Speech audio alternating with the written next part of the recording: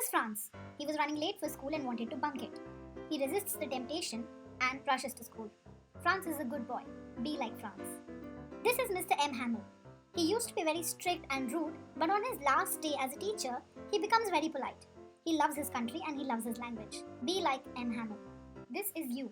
Instead of reading the lesson, you would rather watch a complete summary of the lesson.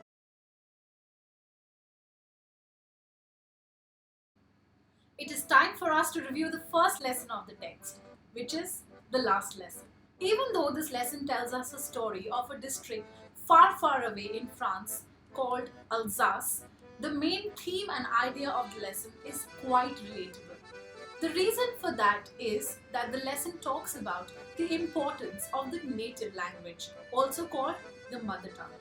The purpose of this story is to elaborate how language forms an essential part of our identity, how it is a tool that is used for unification of people, and most importantly, how it is a key to our prison. Now, this is a concept that I would go on and explain in the later half of the video. So stick around as I will be giving you the complete summary of the lesson along with the background of the author. We would be paraphrasing important lines.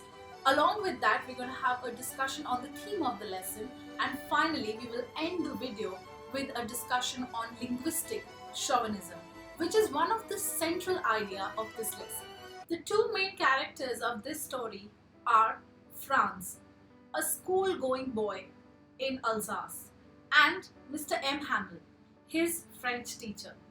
To understand the events of this lesson, you need to know a little bit about the Franco-Prussian War. This was a war between France and Prussia, and since France was defeated, two of its districts, Alsace and Lorraine, had to pass on into the Prussian territory.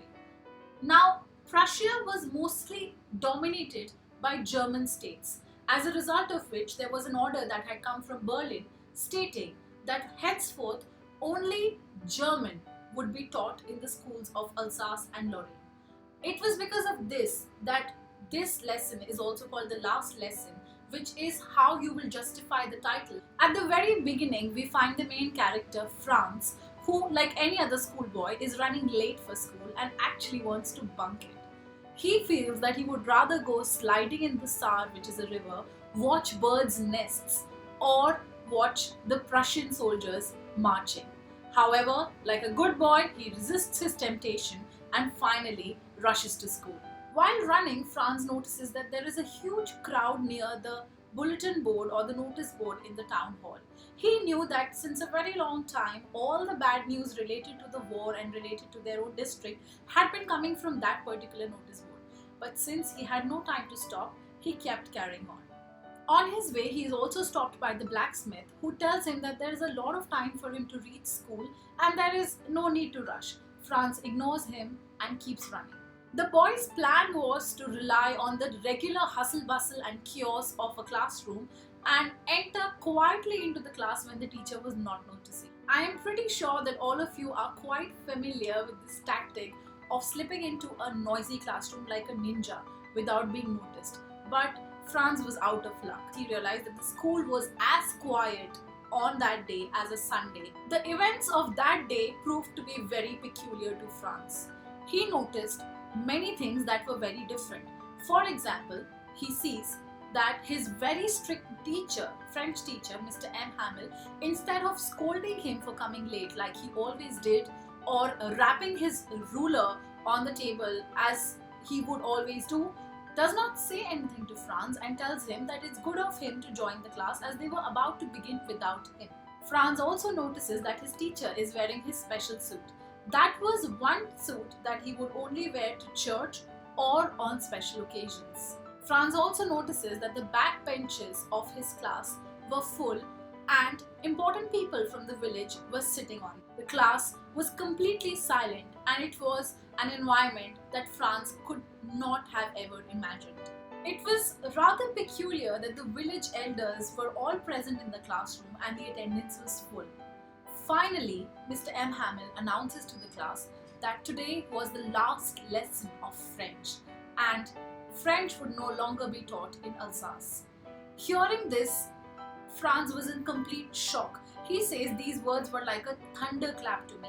which means he was shocked by this news. It was this announcement that helped Franz realize that all these old people were present in the class to pay a tribute to this teacher, Mr. M. Hamill, who had given 40 years of dedicated service to this school. They had come to pay a tribute to a nation that was no longer theirs, and they were very sorry for not attending school or learning their mother tongue, French. Another thing that Franz realizes here is that it was this notice that was displayed on the bulletin board, which is why there was a huge crowd that had gathered around it. It was to honor his last lesson that the teacher was wearing his special clothes and wanted this class to be a very special one. It is true that we only realize the importance of something when we no longer have it, and this was true for Franz as well. Suddenly he starts liking his teacher and feels bad that he was about to skip school that particular day. He feels sorry for not learning French properly and for procrastinating for so long. As soon as the lesson starts, everyone in the class was listening to M. Hamill with full concentration. When M. Hamill asks Franz to recite the rule of participles, Franz really wanted to stand up and say it perfectly. However, he faltered on the very first few words and felt terrible about not taking French language seriously. It is then that M. Hamill tells him that he should not feel bad or that he's not going to scold Franz as he must be feeling terrible already. It is then that M. Hamill says that each and every person of Alsace is responsible for the present scenario. He says that is the problem with Alsace, that she delays learning till tomorrow. Now here this is like a personification of the entire district, of the entire city, as the teacher is blaming everyone in the city for the problem that is there on that particular day. The very fact that they would not be able to call themselves Frenchmen, the fact that their territory is being passed on. M. Hamill remarks that they should be proud of their mother tongue, French, but sadly, they do not know how to speak or write French. They have not learned it, and it is because of this reason that they cannot call themselves Frenchmen. He blames students for not attending school and for delaying studying. He blames Franz's parents for saying that every time you would want to come to school, your parents would rather prefer to send you to work to earn money instead of sending you here.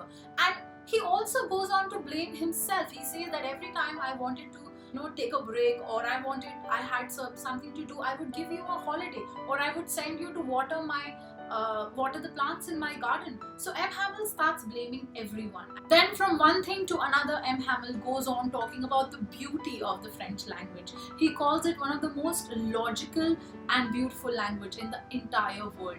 He urges everyone, all the students, to hold on to their language and never forget it. He says that as long as you hold on to your language, it would be like the key to your prison. By this, M. Hamill meant that no one can divide you or no one can rule you as long as you hold your language close to you. You remember where you come from and what your identity is.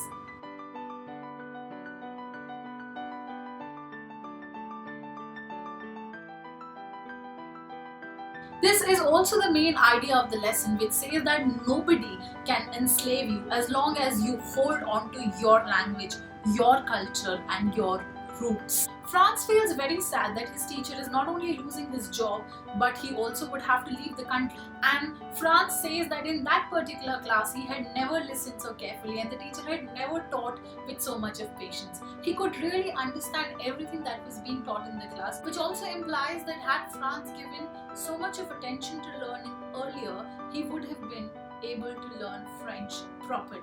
That day, all the students were concentrating on their work and nobody got distracted even when some beetles flew in. The class was so silent that Franz could hear the pigeons cooing outside.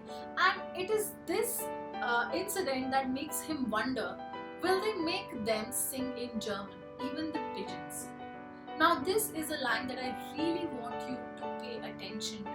As you know, this is Franz's frustration at feeling so helpless. He finds it so unnatural that he would have to learn to speak German now. As pigeons are not expected to create any other sound except for cooing, and it is unnatural for them to produce any sound. Similarly, it is unnatural for Frenchmen to learn German as their national language. When the little kids were chanting their ba ba bee boo, which is like us chanting A B C D or k k g, it is then the kids realized that the sound was really funny, but no one could actually laugh at it. There is an extract which mentions that we did not know whether to laugh at that sound or cry because they were so emotional. And finally, when the class got over, M. Hamel stood up. Franz says that he never looked so tall, and the reason for that was that M. Hamel was full of pride and full of patriotism at that particular moment. And he wanted to say something, he opens his mouth, but he was so overwhelmed with emotional that he chokes and he's not able to say anything. So he took a piece of chalk and on the blackboard he wrote Vive la France as big as he could. Now this means long live France. This was like the teacher's last message to the students that no matter what kingdom you go to, no matter what happens in the future, you should hold on to your culture and remember your roots no matter what happens. Finally, he just leans against the wall and doesn't say anything, and with a gesture of his hand, he tells everyone that the class is dismissed, and this is how the lesson gets over. The writer of this lesson is Alphonse Daudet, and he is one of the finest French novelist, dramatist, and short story writer. Fondly known as the Dickens of France, the French Dickens, he mostly wrote sentimental tales of provincial life in southern France.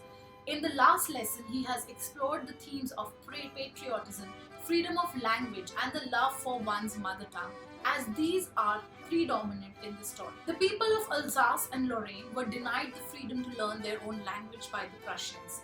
The lesson teaches us how our language is the most important part of our identity. I think the lesson is quite relatable to us as Indians, as we too have to a certain extent given up our own culture and language due to our fascination with the Western world, due to our fascination with English. I know you would be thinking that this is hypocrisy since I'm teaching you English and I'm telling you not to give English so much of importance. The point here is that there's nothing wrong with learning the global language and mastering it. The problem comes when we take pride in the fact that we don't know our own language. The problem comes when we are all our efforts go into mastering this language and we completely ignore our native tongue. So that is the lesson that I want to give everyone today. Through these series of events, the lesson has raised the concept of linguistic chauvinism. See, chauvinism of any kind means thinking that one thing is superior than the other, and the word linguistic refers to language.